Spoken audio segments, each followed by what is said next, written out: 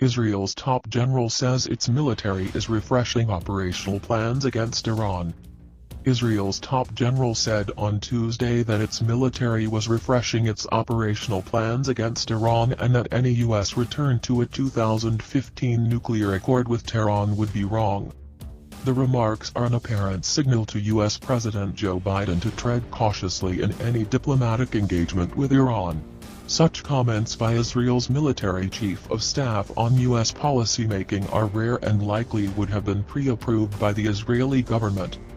A return to the 2015 nuclear agreement, or even if it is a similar accord with several improvements, is bad and wrong from an operational and strategic point of view, Lieutenant General Aviv Kohavi said in an address to Tel Aviv University's Institute for National Security Studies.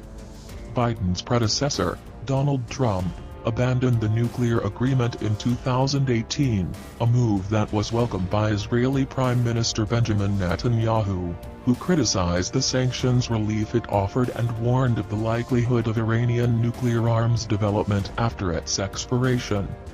Antony Blinken, confirmed on Tuesday as Biden's Secretary of State, said last week the United States was a long way from deciding whether to rejoin the deal and it would need to see what Iran actually did to resume complying with the pact.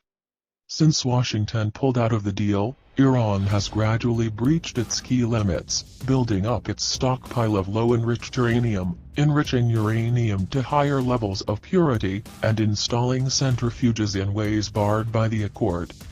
Kohavi said those actions by Iran, which denies it is seeking atomic arms, showed it could ultimately decide to push forward rapidly towards building a nuclear weapon.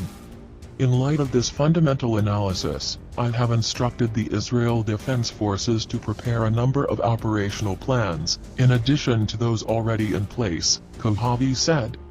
It will be up to the political leadership, of course, to decide on implementation, but these plans need to be on the table.